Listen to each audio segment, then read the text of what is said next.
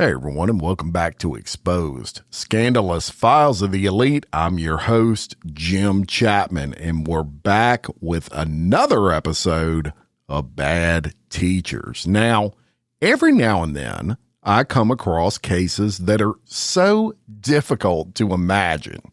Just the sheer stupidity of some of these bad teachers. It absolutely blows my mind. In today's episode, we'll definitely qualify. Wait till you hear this one. And I'm going to start off by taking you to June 10th of 2020, and I'm going to tell you about a high school music teacher by the name of Jonathan Priano. And it was on that day that this music teacher from New Wilmington, Pennsylvania, would be arrested and face 2 counts of unlawful contact with a minor, 10 counts of institutional sexual assault, 2 counts of corruption of minors, and 2 counts of endangering the welfare of children. Now, in this case, a lot of personal information would come out regarding this bad teacher, including his tickling fetish, which we're going to talk about. So let's get into it. And to tell you a little bit about Jonathan Priano, who went by the name Johnny, he was the band director for Wilmington, Pennsylvania area high school. He was 35 years old at the time that these charges came out, and at this point in his career, he had been a music teacher for 13 years, having started right out of college.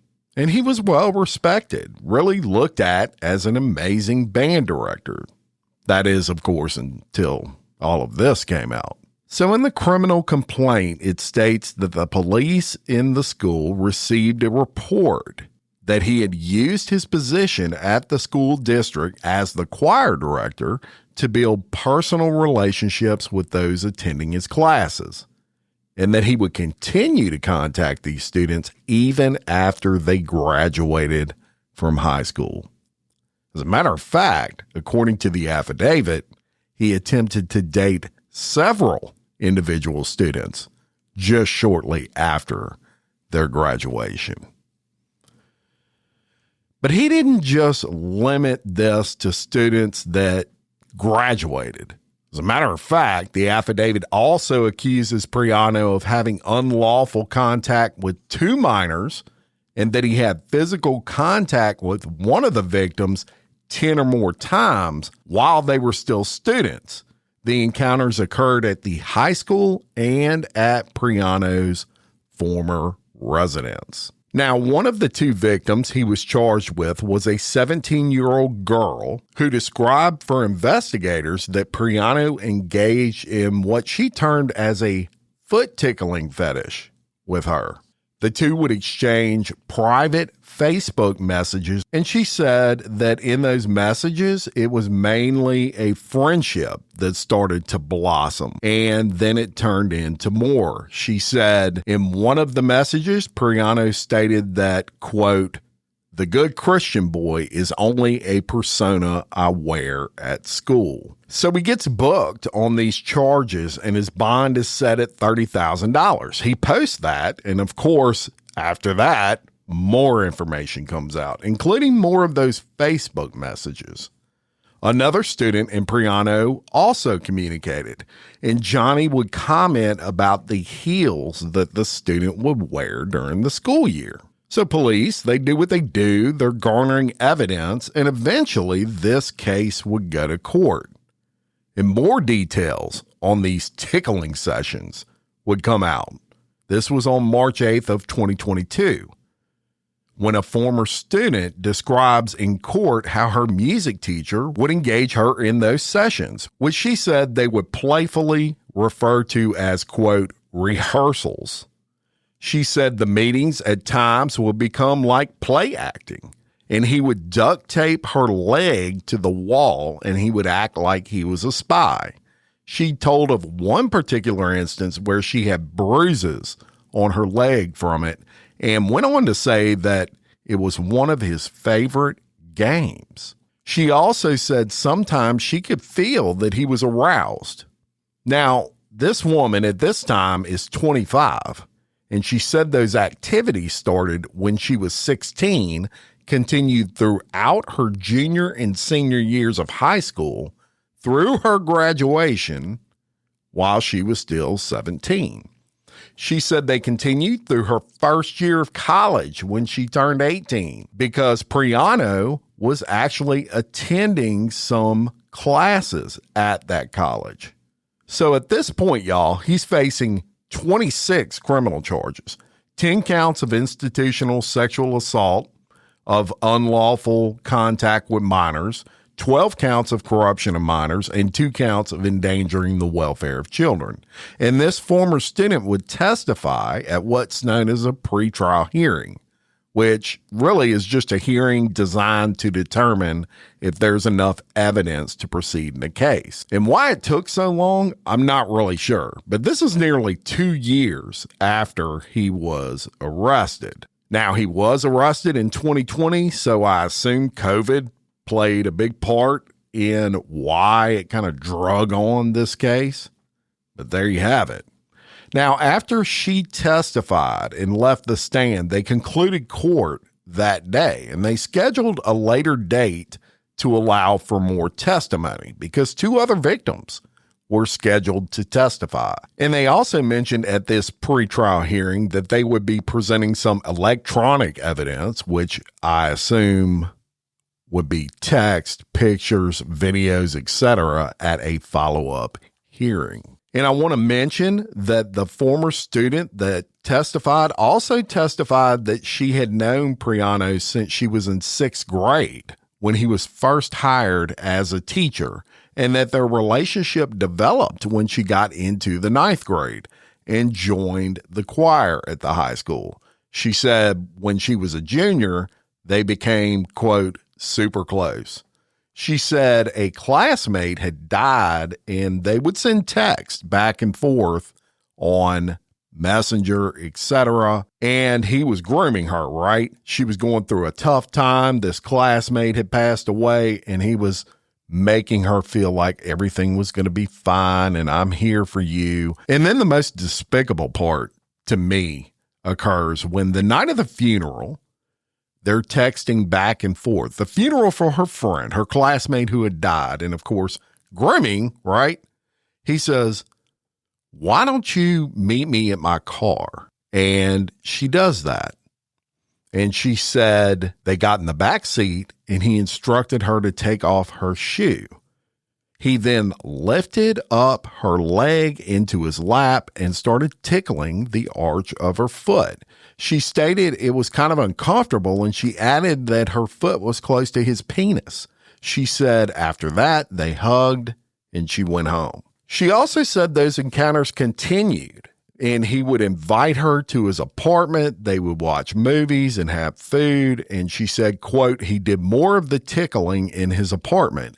She said that it started to develop into what they called rehearsal, stating he created different skits and he would use different objects to tickle her. She said that Priano would specify what type of shoes that she should wear, such as black flats or heels. And she went on to say he would act out tickling using a toothbrush, a feather, his fingers, and that he would record it. She said there were a few instances where he would put his hand up her shirt and touched the bottom part of her bra area and her waistline. Quote, we always did something every time we went to his apartment. She said there was no sexual activity involved outside of that. She also testified that the encounter would happen during school hours while Priano was teaching middle school choir and she was in high school. She said she would spend her study halls at his desk inside a closet in the middle school choir room. And he would go in there and he would talk to her and engage in tickling. And at times he would prop her against the door and move his hands up and down her torso under her shirt.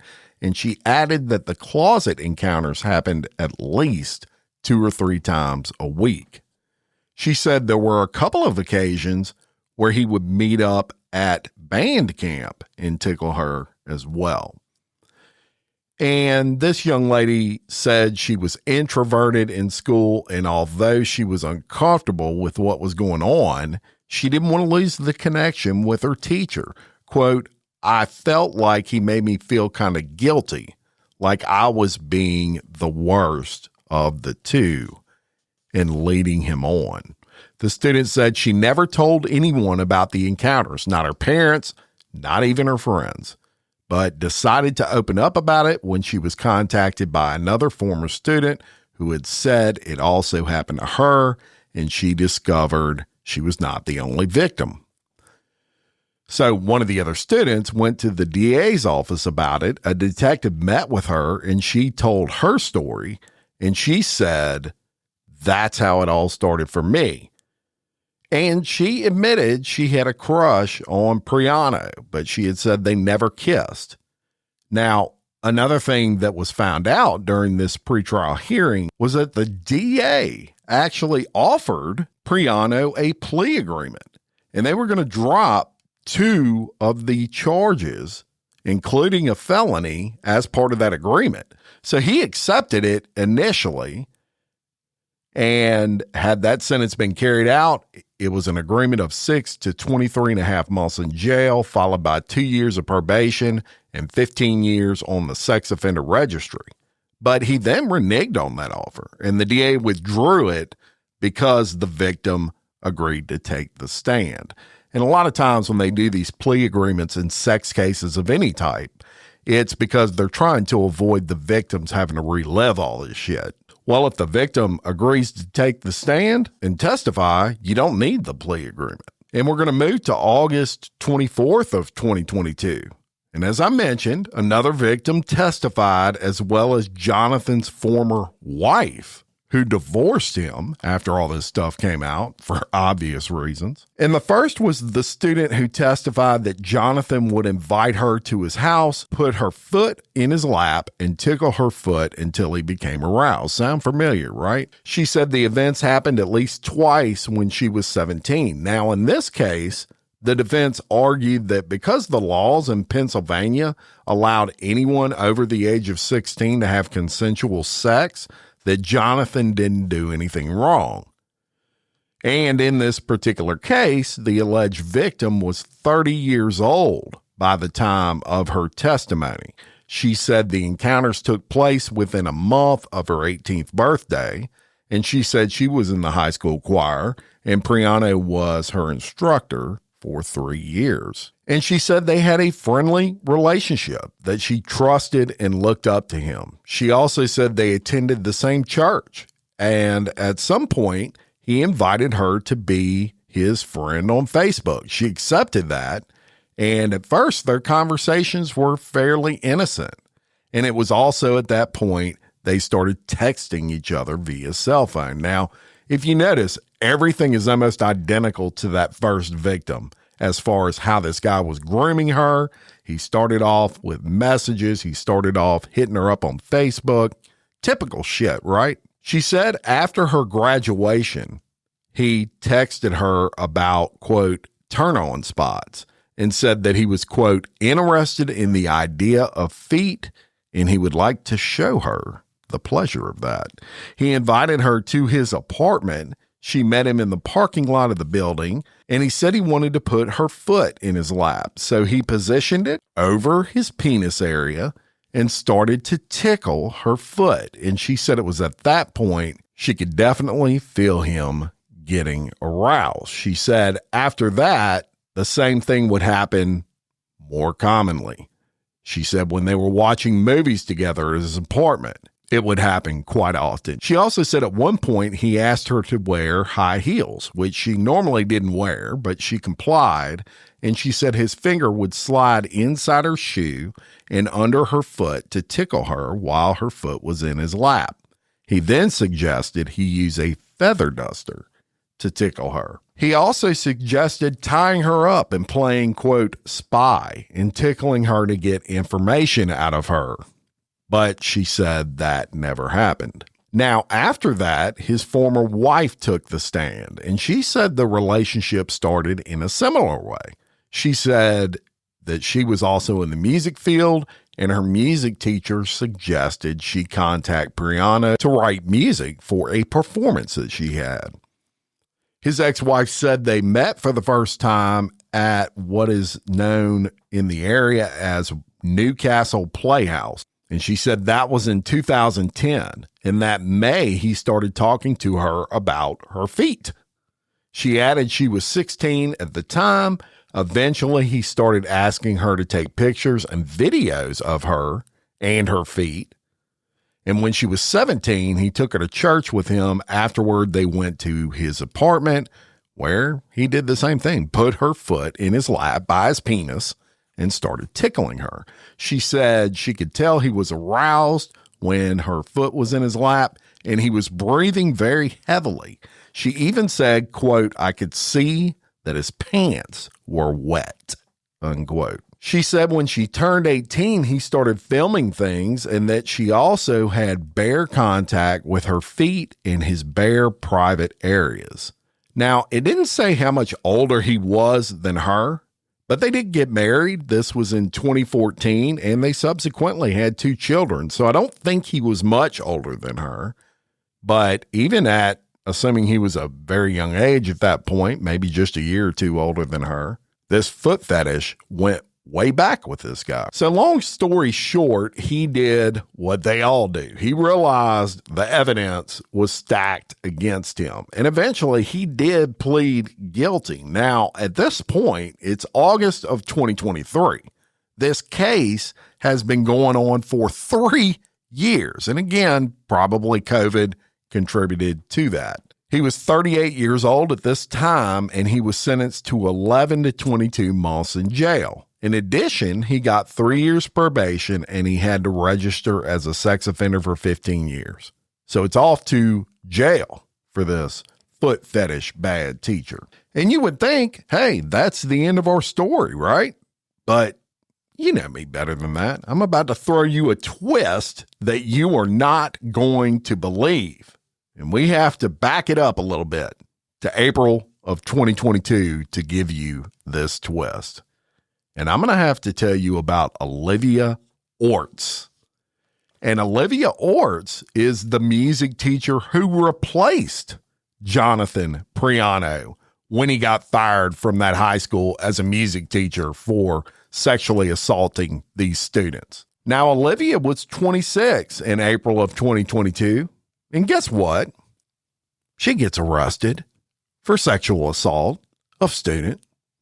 Now, you got to be the dumbest person on the face of the earth to get hired at a school to replace someone that got arrested for sexual assault of a student, and then you sexually assault a student. Mind-blowing. It's crazy.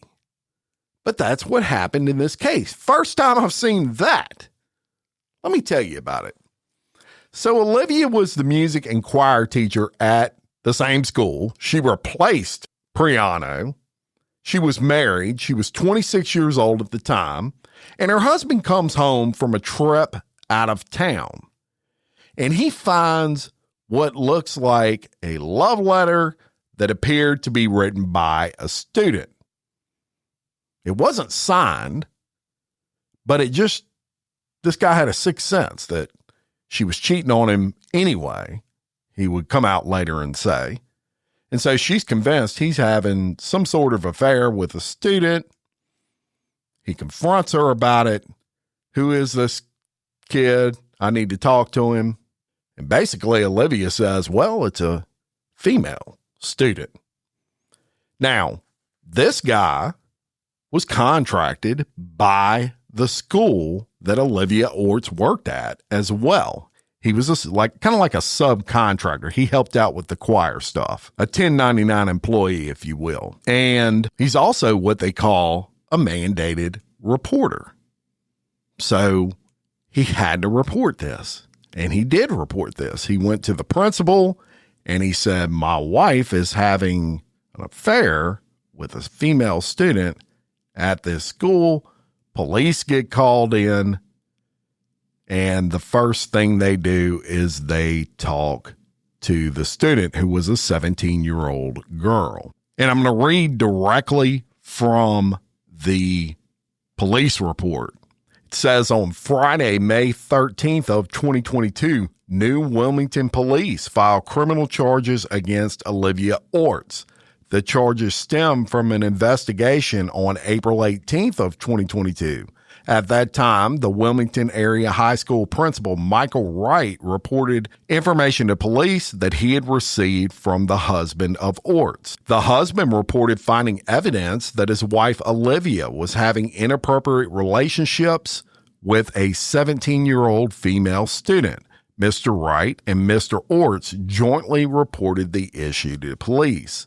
The New Wilmington police investigation included multiple interviews of the involved student, who admitted she was involved in a romantic relationship with her choir teacher. The student indicated that initially she considered Olivia a, quote, safe adult, and that she trusted and confided in her about personal problems and relationship problems, but that it turned into a romantic relationship. The student indicated that she and Olivia communicated both in school and out of school verbally, by cell phone, and by text-based messaging. The student reported that at the invitation of Olivia, she went into Olivia's home while her husband was away on a trip, and she reported that they snuggled on the couch, would watch TV, and finally went into the bedroom where they engaged in sexual activity with each other. The student then reported returning to Olivia's home several times to, quote, comfort her after her husband came home and discovered their secret relationship. And even at that point, she stayed overnight again. Can you freaking believe that? On May 5th of 2022, police served search warrants at the current residence of Olivia, and they seized her cell phone, iPad, and took some DNA. Olivia became aware of the investigation at this time and the potential charges against her. And here's where it gets even crazier, folks. Instead of terminating her contact with this student after she was made aware of it, the two continued to communicate with each other using the Spotify music app, and they even established a code word to use in the event their communication was discovered or something bad would happen to one of them. Over 100 messages were posted back and forth to each other on Spotify between May 10th and May 11th of 2022 alone, and continued until the student's father took his daughter's cell phone, iPad, and laptop from her after learning of active messaging between the two parties, and he reported that to police. I didn't even know you could chat on Spotify, and I use that app all the time. But apparently they thought they were going to be slick. And look, this right now is how sexual assault, whether it's teachers or anybody else, how these predators are getting to these kids now in current times is they're using messaging apps, but not your typical everyday apps like Facebook Messenger or TikTok even. They don't use that anymore because it's become so common that police are really on the case when it comes to that. They're using apps that people don't even realize have messaging functions on them. So parents, be aware of that. Now, it goes on to say, on the afternoon of May 16th, Olivia surrendered to police at the office of the judge upon the advice of her attorney. So Olivia gets arrested. She gets a $150,000 bond, and she actually had to sit in jail because she could not afford the bond. So this case eventually goes to pretrial hearings, just like that first case I told you about. And in that pretrial hearing, the student victim comes forward and actually testifies. And she asked for leniency for the teacher. As a matter of fact, she was quoted as saying, "I'm not a victim in any sense of the word," unquote. And at this time, she was 18. She said, "I wasn't groomed, persuaded, or forced to do something I did not want to do. I'm equally responsible." Now, they have a ton of evidence on this one, obviously, as these text messages through Spotify, etc., were discovered. So she did what Priano did. She cops a plea, and she actually got a pretty good deal, I would imagine, because the girl was almost 18 when these allegations took place. She got no jail time, 5 years probation, and 9 months of house arrest as part of the deal. And she will have to report to state police for 25 years and give up her teaching certificate. And it's pretty crazy that the pleas in both of these cases that I've told you about took place, get this, on the very same day. Both Priano and Ortz pleaded guilty and got their sentences on the very same day. And they went to the same school, and one replaced the other. I wonder how dumb do you have to be? It blows my mind. Now, our first subject, Jonathan Priano, on August 10th of 2024, he actually was out of jail at that point, but he wanted to seek visitation rights to his children, which were taken away from him as part of his sentence. And the judge did allow visitation rights to his biological children. And the last update I could find on that was he could FaceTime with them until his probation period had been served. Crazy case. Two music teachers from the very same school caught doing practically the same thing, except for in Jonathan Priano's case, there was no actual sex involved. But this is what I mean when I say that these people are absolute dumbasses. You would never think a teacher would get fired for sexual conduct with students, and the person that replaces him then gets fired for sexual conduct with students. I told you this one was crazy. Unbelievable. Thank you so much for listening. We have some big things coming down for Exposed Scandalous Files of the Elite that you're going to discover real soon, so stay tuned for that. We are smack dab right now in the middle of the Diddy trial. Of course, I've started a new series to cover the trial exclusively. That is called, quote, The Trial of Sean Combs. It's going to be fire. I think I'm 2 or 3 episodes in right now of that, so make sure you check that out quickly. Follow the podcast wherever you're listening. And the reason I say that is, as news comes out, especially in the Sean Combs trial, I may drop on a day that I don't normally drop an episode because some really breaking news has occurred. And you won't know that if you don't follow the podcast wherever you're listening. If you're listening on Apple Podcasts, it's as simple as looking for that. It probably has like a bell or something, or it has you'll see 3 bars in a drop down menu and you just click follow. There's no cost for any of this. Wherever you listen, Spotify, you just click follow and it'll follow the podcast. But what it does is it'll alert you. It'll send you a text message or something every time an episode drops, because I'm not exactly sure what days I may drop when I get breaking news occur. So make sure you do that. Please share this with anyone that you think would enjoy the content. Really trying to build this podcast like nothing you've ever seen before, and I could use your help on that. Lastly, on the Patreon, I want to thank my celebrity members. What we do on Patreon, we drop commercial-free early releases. We drop bonus episodes. We give quarterly gifts to our top-tier global celebrity Patreons, and tons of files that we upload of things that we talk about on Exposed Scandalous Files of the Elite.